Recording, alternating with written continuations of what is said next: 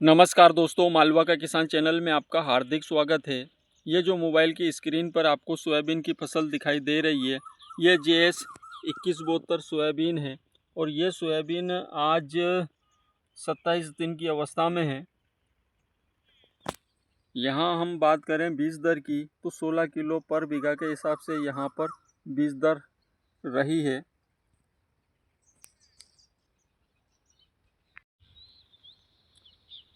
इस साल JS 2172 soybean को हमारे बहुत सारे किसान भाइयों ने पहली बार लगाया है।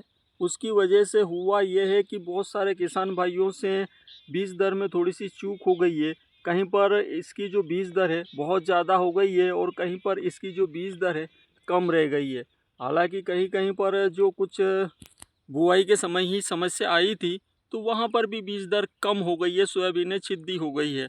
तो ऐसे में हमारे किसान भाइयों के लगातार कॉल आ रहे हैं, मैसेज आ रहे हैं कि हमारी सोयाबीन छिद्दी रह गई है, हम क्या करें। बहुत सारे किसानों के कॉल आ रहे हैं कि हमारी बीज दर बहुत ज़्यादा हो गई है, तो हम क्या करें। तो दोस्तों, आज का जो हमारा वीडियो है इसी बात को लेकर है कि अगर अगर बीज दर ज़्यादा हो गई है तो क्या करें, और अगर बीज दर कम रह गई है, सोयाबीन छिद्दी रह गई है तो क्या करें। इन दोनों परिस्थितियों के लिए आज का हमारा वीडियो होगा।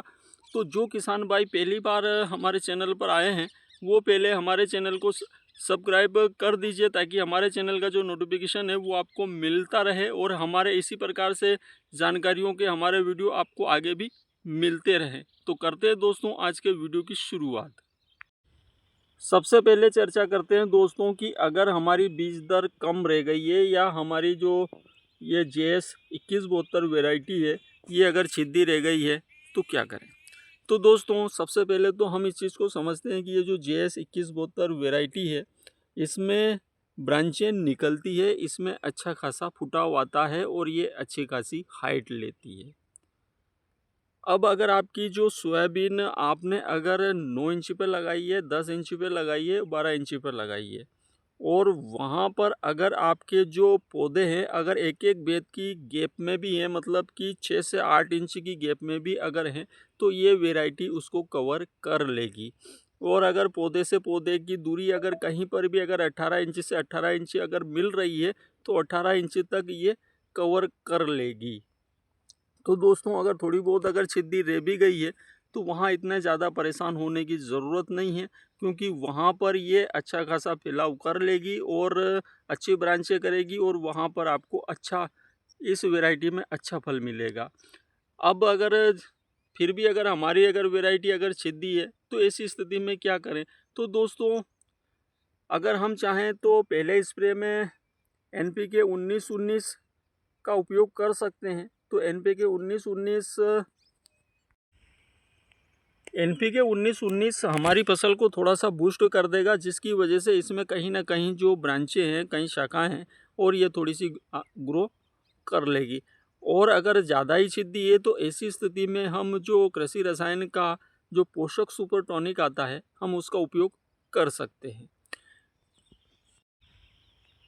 पर ध्यान रहे दोस्तों, अगर आपकी बीज दर अगर संतुलित है तो ऐसी स्थिति में आप पोषक सुपर का उपयोग ना करें, क्योंकि पोषक सुपर के अंदर जिब्रेलिक एसिड होता है, जिसकी वजह से फसल एकदम से बुस्ट होती है और ये जो वैरायटी है हाइट लेने वाली वैरायटी है। अब ऐसी स्थिति में अगर हमारी बीज दर अगर सही 60 है और अगर वहाँ पर हम पोषक सुपर का उपयोग कर लेते हैं और वो फसल को एकदम से बूस्ट करेगा और फसल ज़्यादा हाइट लेगी, तो कहीं ना कहीं फिर बाद में आड़ी पड़ने की संभावनाएं बनती है। हालांकि ये जो वैरायटी है इसका जो तना होता है वो मजबूत होता है।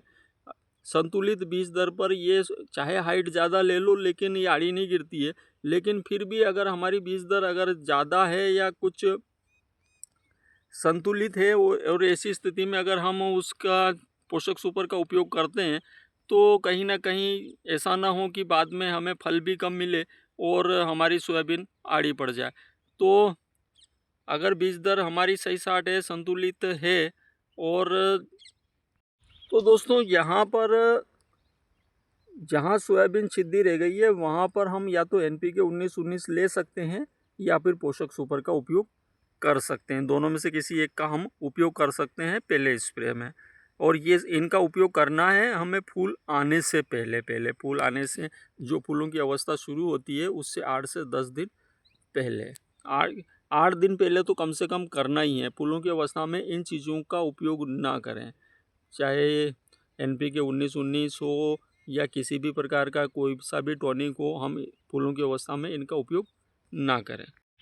और एक चीज़ और है दोस्तों, ये जो वैरायटी है JS 2172, ये 12 से 15 किलो बीज दर इसकी परफेक्ट बीज दर होती है।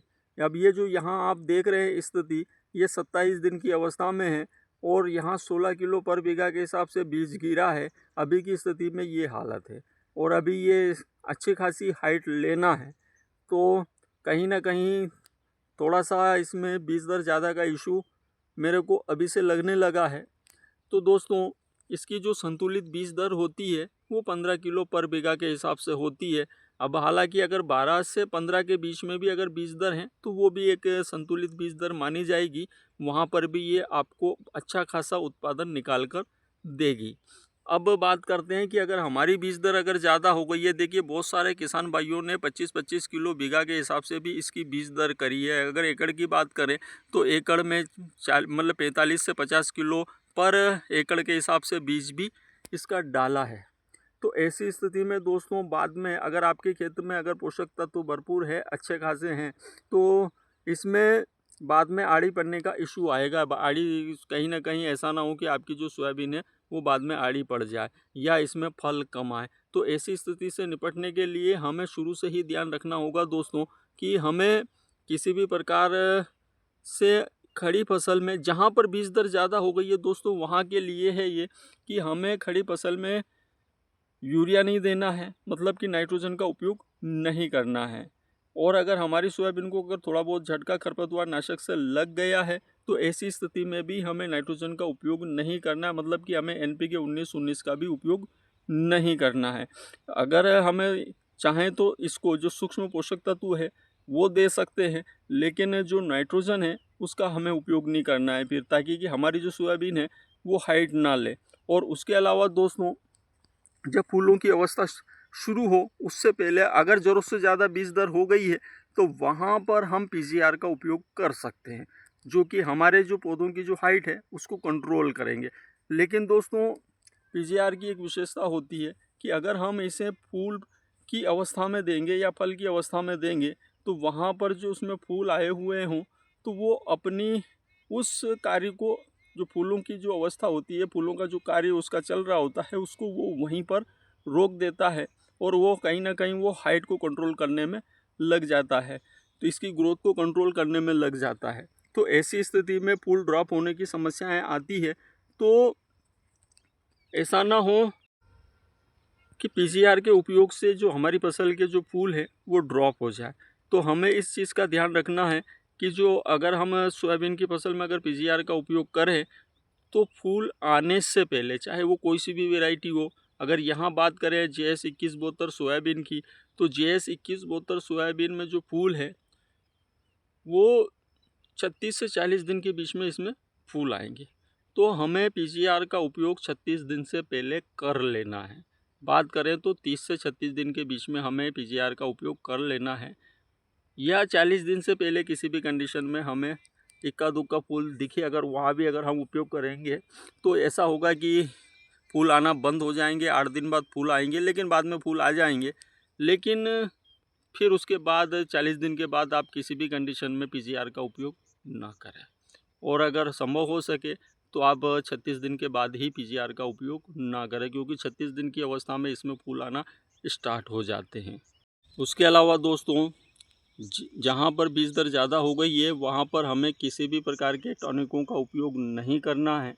अगर हम चाहें कि अगर सोयाबीन की फसल को हम किसी प्रकार के खाद नहीं दे पाए, अगर कुछ ऐसी चीज़ें नहीं दे पाए जो सूक्ष्म पोषक तत्व नहीं दे पाए, तो ऐसी स्थिति में हम जो सूक्ष्म पोषक तत्वों का जो मिक्सचर आता है हम उसका उपयोग कर सकते हैं।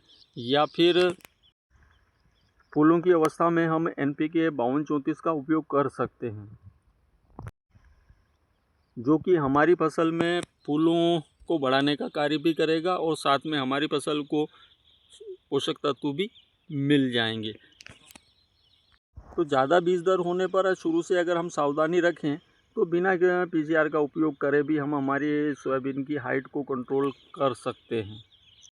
तो दोस्तों, अगर वीडियो अच्छा लगा हो, जानकारी अच्छी लगी हो तो वीडियो को लाइक करें, कमेंट करें और वीडियो को ज़्यादा से ज़्यादा शेयर करें ताकि ज़्यादा से ज़्यादा किसानों तक जानकारी पहुँचे। नमस्कार।